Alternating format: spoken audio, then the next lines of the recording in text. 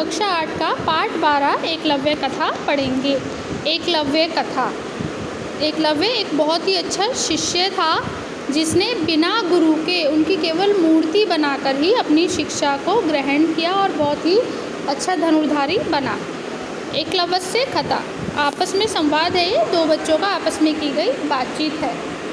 शुभ्रा, रितेश तुम किम पढ़सी? शुभ्रा कहता है रितेश तुम क्या पढ़ रहे हो? रितेश, अहम एकलव्य से कथा पठामी, मैं एकलव्य की कथा पढ़ रहा हूँ। शुभ्रा, कह एकलव्य, एकलव्य कौन था? अहम अपि तस्य कथां श्रोतुम् इच्छामि, मैं भी उनकी कथा को सुनने की इच्छा रखता हूँ। रितेश, इयं कथा महाभारत नामक ग्रंथे अस्ति, यह कथा महाभारत नामक ग्रंथ से ली गई है।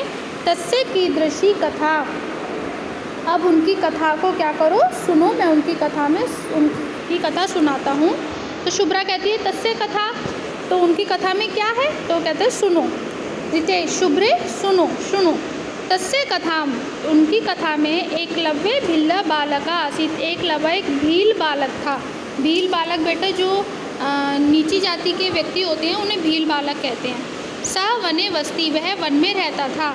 बाल्यकालात् एवं तस्य रुचि धनुर्विद्याम आसीत, बाल्यकाल से ही, बचपन से ही उनकी रुचि किसमें थी? धनुर्विद्या में थी। किसमें थी उनकी रुचि? धनुर्विद्या में।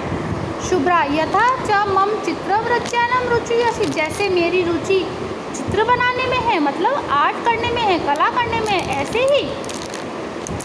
रितेश, आम, हाँ। स आचार्य द्रोणस्य समीपम आगच्छत, और वह मतलब उनसे धनुर्विद्या सीखने के लिए वह आचार्य द्रोण के पास गया और उनसे जाकर उसने क्या करा? आगच्छ प्रातः, और प्रार्थना की।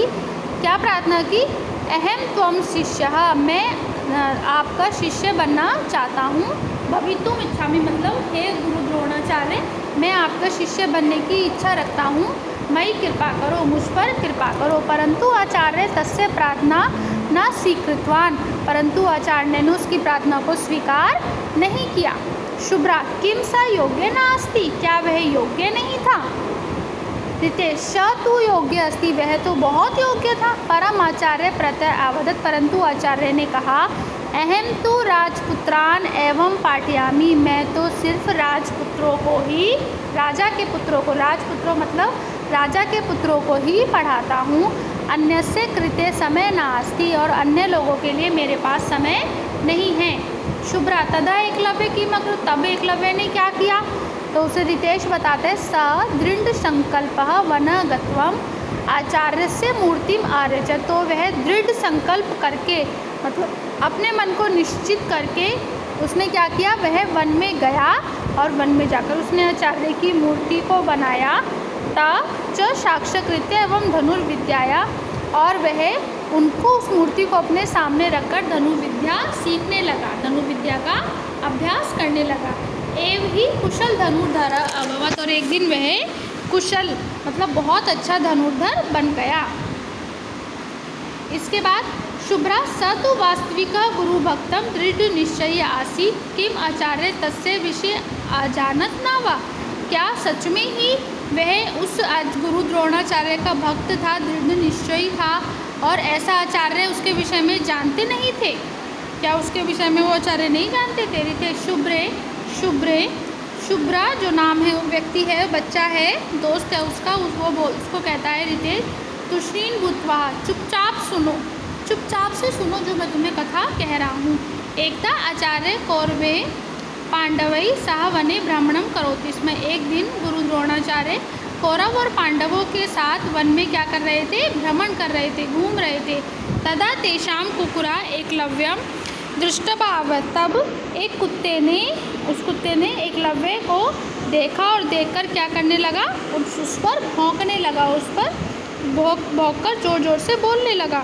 एकलव्य बाणे तस्य मुखम आसीवित, और एकलव्य ने बाण से उसके मुख को क्या कर दिया? कुत्ते के मुख को क्या कर दिया? सील दिया। शुभ्रा, तदा किम अभवत्, तब क्या हुआ? रितेश, सुनो।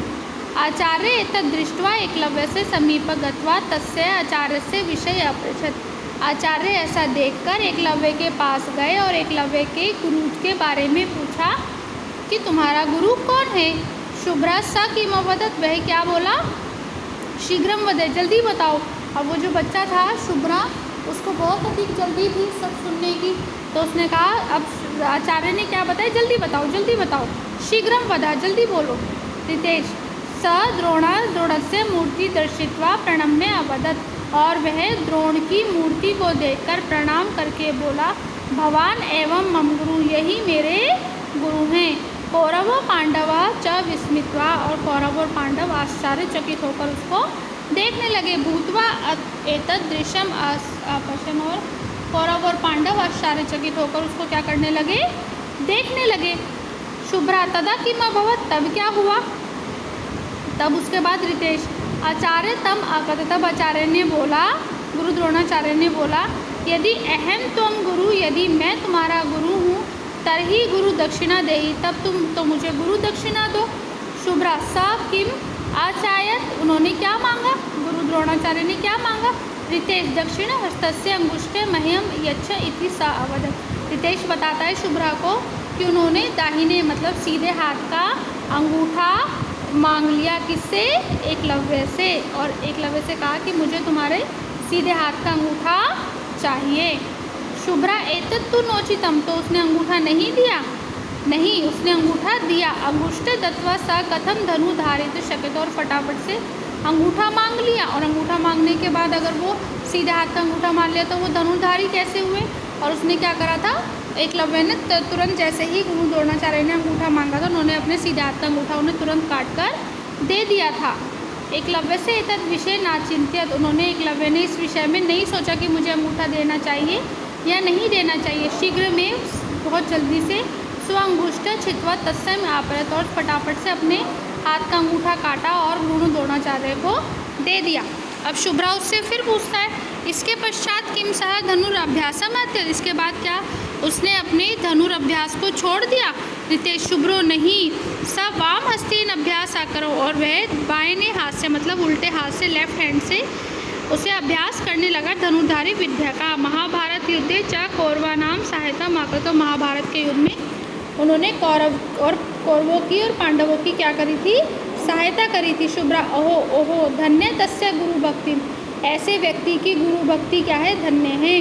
तस्य एकाग्रता तस्य श्रम भावना, ऐसी एकाग्रता के साथ और ऐसी श्रम भावना के साथ, ऐसी मेहनत के साथ उसकी गुरु भक्ति क्या है, धन्य है। क्या था बच्चों कि रितेश शुभ्र पूछता रितेश से, तुम क्या पढ़ रहे हो। मैं एकलव्य की कथा पढ़ता हूँ। एकलव्य कौन है, मैं भी उसकी कहानी सुनूंगा। यह कथा महाभारत नामक ग्रंथ से ली गई है। शुभ्र पूछता उसकी कथा में क्या है। शुभ्र, उसकी कहानी सुनो। एकलव्य एक भील बालक था, वह वन में रहता था। बचपन से ही उसकी रुचि धनुर्विद्या में थी, और जैसे मेरी रुचि चित्र बनाने में है। शुभ्र पूछता है रितेश, हाँ, वह आचार्य द्रोण के पास गया, कौन, एकलव्य, परंतु और उन्होंने उससे प्रार्थना की कि मैं आपका शिष्य बनना चाहता हूँ, मुझ पर कृपा करो। परंतु आचार्य ने उनकी प्रार्थना को अस्वीकार कर दिया। क्यों, वह योग्य नहीं था। वह योग्य था, परंतु आचार्य ने कहा मैं राजपुत्रों को ही पढ़ाता हूँ और मेरे लिए उसके पास समय नहीं है। तब क्या करा, एकलव्य ने द्रोणाचार्य की मूर्ति बनाई और मूर्ति बनाकर उनके सामने अभ्यास करने लगा और एक कुशल धनुर्धर बन गया। वह सच्चा गुरु भक्त था, दृढ़ निश्चयी था और आचार्य उसके विषय में जानते थे। शुभ्र ने पूछा तो रितेश बताता है, अब चुप होकर सुनो, आचार्य उसके विषय में नहीं जानते थे। एक बार आचार्य और कौरव पांडव के साथ वन में घूम रहे थे, तब एक कुत्ता एकलव्य को देखकर भौंकने लगा। तब उसने क्या करा, एकलव्य ने बाणों से उसके मुंह को क्या कर दिया, सिल दिया। यह दृश्य देखकर आचार्य एकलव्य के पास आए और बोले, तुम्हारे गुरु कौन हैं। उसने कहा जल्दी बताओ। अब उन्होंने एकलव्य ने गुरु द्रोण की मूर्ति दिखाई और प्रणाम करके बोले, आप ही मेरे गुरु हैं। कौरव और पांडव विस्मित होकर उस दृश्य को देख रहे थे। शुभ्र ने पूछा तब क्या हुआ। आचार्य ने कहा, यदि मैं तुम्हारा गुरु हूँ तो मुझे गुरु दक्षिणा दो। शुभ्र ने पूछा उन्होंने क्या मांगा। आचार्य ने कहा, अपने दाएं हाथ का अंगूठा मुझे दे दो। अब शुभ्र बोला, यह तो उचित नहीं है, अगर दाएं हाथ का अंगूठा देगा तो वह धनुष कैसे चलाएगा। लेकिन एकलव्य ने इस बात की चिंता नहीं की और तुरंत अपना अंगूठा काट कर उन्हें दे दिया। इसके बाद शुभ्र ने पूछा, क्या इसके बाद धनुष का अभ्यास छोड़ दिया। नहीं, रितेश ने बताया, नहीं शुभ्र, उसने धनुष का अभ्यास नहीं छोड़ा बल्कि बाएं हाथ से अभ्यास किया और महाभारत के युद्ध में कौरवों की सहायता की। उसकी गुरु भक्ति, उसकी एकाग्रता और शर्म भावना कैसी है, धन्य है।